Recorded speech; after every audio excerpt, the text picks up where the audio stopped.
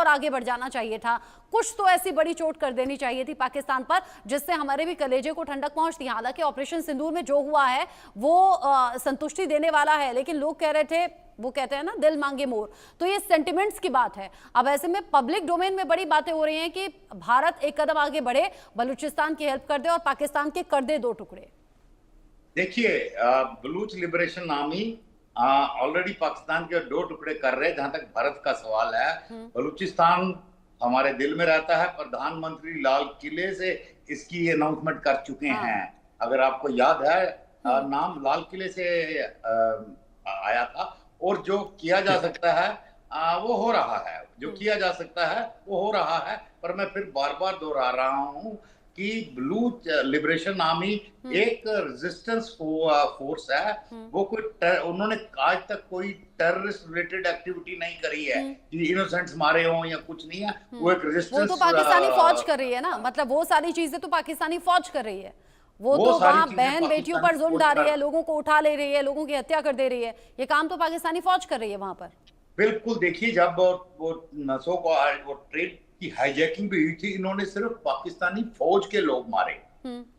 जो non combatant थे उनको पहले रिलीज कर दिया। वो अलग बात है कि पाकिस्तान मीडिया बाद में क्लेम कर रहा था कि हमारी फौज ने जाके उनको रेस्क्यू किया। जहां की उनकी फौज ट्रेन के नजदीक भी नहीं पहुंच पाई, नजदीक भी नहीं पहुंच पाई। तो वो मतलब खाली बोलने वाली बात है। हाँ, उनको लोकेशंस वो खैर वो इल्जाम लगा रहे हैं कि जैसे टेररिस्ट चाइना के ऐप इस्तेमाल करते हैं, तो बलूच को भी हमारी नेविगेशन में मदद हो रही है और आइडेंटिफिकेशन ऑफ टारगेट्स, ये वो है। आई मीन, कहने की बातें हैं। अगर कर भी रहा है भारत तो कोई बड़ी बात नहीं है। बट इस वक्त मैं बार बार दोहराता हूँ, बलूच लिबरेशन आर्मी के पास सब कुछ है। उनको बस आगे बढ़ना है। ठीक है, आगे बढ़ना है और इसमें वो हिंदुस्तान का साथ चाहते हैं और वो वैश्विक स्तर पर कहते हैं कि अब इसमें दखल देना चाहिए क्योंकि हमें हमारी आजादी चाहिए। मेहरान मरी जी, एक बात बताइए, जब हम बलूच एक्टिविस्ट को अपने साथ में जोड़ते हैं तो उनके हौसले बड़े बुलंद दिखते हैं, उनकी उम्मीदों में बड़ी संभावनाएं नजर आती हैं और उनकी बात सुनकर लगता है कि बस आज या कल में बलूचिस्तान अलग होने वाला है, आजादी मिलने वाली है। जब यही मेहमान हम पाकिस्तान से बिठाते हैं तो वो कहते हैं ये सिर्फ मनगढ़ंत बातें हैं, वो कहते हैं ऐसा कुछ नहीं होने वाला है, वो कहते हैं कि बातचीत से मामला सुलझा लिया जाएगा। मैं आज अपने व्यूअर्स के लिए और अपने लिए भी पूछना चाहती हूँ, क्या वो बातचीत वाली उम्मीद अभी बाकी है? क्या यह उससे बहुत आगे बढ़ गई हैं चीजें? जी, एक बहुत मजाकिया बात है जो आप ये नापाक तजिया निगारों, फौजियों से, रिटायर्ड एनलिस्ट से जो बात करते हैं, इनका हमेशा बोलते हैं ये तो बातचीत से हल होगा। बातचीत किसके साथ करते हैं? अपना सेलेक्टेड चौधरी और सरफराज मसूरी जो इन्होंने बिठाया हुआ है, जो चीफ मिनिस्टर 2 नंबर का खुद ही बना के, मैन्युफैक्चर्ड इन रावलपिंडी, उसको बिठा के उसके साथ मैं उसका आज देख रहा था, कोई लॉयर्स कॉन्फ्रेंस में बात कर रहा था, उस हंसी आता है। वो पंजाबियों का एडवोकेट बैठा हुआ बलूचिस्तान का चीफ मिनिस्टर, उनका अपना पुतला, वो तारीफें कर रहा है कि बहुत हम अच्छे मुल्क हैं, बलोच सब खुश हैं यहाँ पर, ये लॉ एंड ऑर्डर है, 73 कॉन्स्टिट्यूशन, हमारे बाप दादाओं का तारीफ कर रहे हैं कि हम अच्छे गुलाम रहे पंजाबियों के। The reality is far from that. इसमें आपको अमेरिका का भी रोल देखना चाहिए, खाली इंडिया का नहीं। अमेरिका के डोनाल्ड रॉकबाकर जो कैलिफोर्निया के कांग्रेसमैन थे, 2012 में इन्होंने आजाद बलूचिस्तान का मैप दिखाया और 2014 में मोदी जी ने बलूचिस्तान का मुद्दा उठाया, मेंशन किया। ये कोइंसिडेंस नहीं है जी। बलूचिस्तान को आजाद होना है, अनकरीब होगा, अभी नहीं तो अनकरीब होगा। ये इंटरनेशनल प्लान का हिस्सा है। We have suffered enough. और ये नहीं हमारे प्यार में लोग हमको आजादी दिलवाएंगे या हेल्प करेंगे। इस नापाकिस्तान ने अमेरिका के साथ कौन सा फ्रॉड नहीं किया? 20 साल जो अफगानिस्तान में वो बैठे थे और नेटो फोर्सेस, अमेरिकन फौजी मारे गए इन मुनाफिकों की वजह से। अमेरिकन हार्डवेयर चोरी हुआ इन चोर 2 नंबर के नापाक फौजियों और आईएसआई के एजेंटों। लेकिन डोनाल्ड ट्रंप तो आज भी पाकिस्तान को लेकर सॉफ्ट कॉर्नर रख रहे हैं। जो बोलने के डिप्लोमेटिक लैंग्वेज कुछ और होता है, अंदर से तो उनको पता है कौन से कमीने हैं। And there is only one way to deal with it, to dismantle this rogue state. Everyone knows that. And ये इवेंचुअलिटी होने वाला है, हम चाहे या ना चाहे ये होने वाला है। But we have to play our role कि बलूचिस्तान अपने आजादी का पूरा अपना रोल अदा करेगा। और जो कि बलूच कल हम संगठन ये एक कह रहे हैं गैरतमंद आजादी कौम हम जैसा डिक्लेयर करते हैं, युद्ध शुरू हो गया है, इसके मतलब इसके मायने आप क्या देख रहे हैं? क्योंकि अब तो वीडियोस भी जारी किए जा रहे हैं, पाकिस्तानी फौज की गाड़ियों को निशाना बनाना, काफिले को निशाना बनाना, चौकियों को तबाह कर देना। अब ये ऐसा लग रहा है कि युद्ध स्टार्ट भी हुई है और बड़ा अग्रेसिवली स्टार्ट हुई है।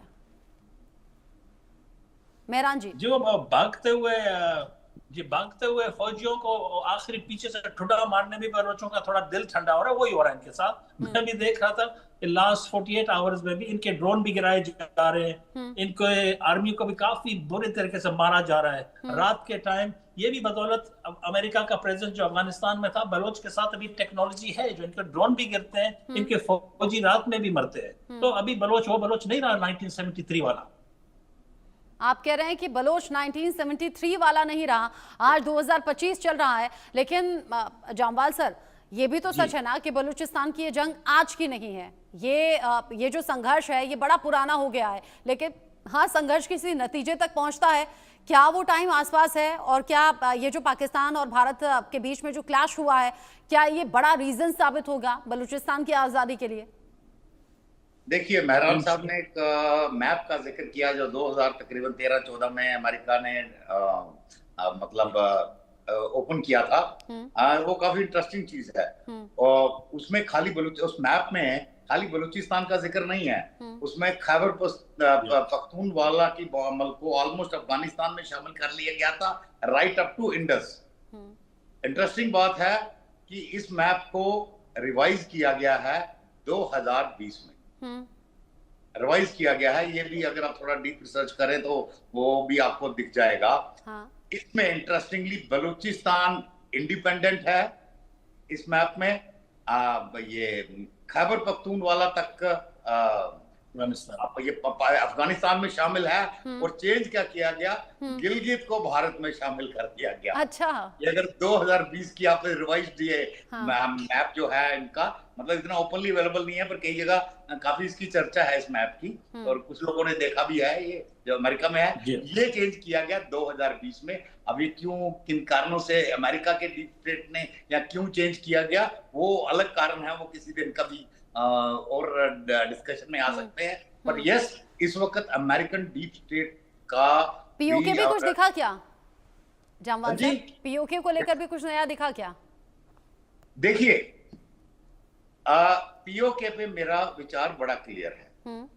पीओके एक इस वक्त टोटली रेडिकलाइज्ड एरिया है। उसको भारत में मिलाने से हमें कोई खास फायदा नहीं हो रहा, ना वो उतना मिनरल रिच स्टेट। गिलगित के लोग ना रेडिकलाइज्ड हैं, अच्छे लोग हैं, एंड रिसोर्स रिच एरिया है। वो भारत में आने से हमें स्ट्रेटेजिक फायदा है।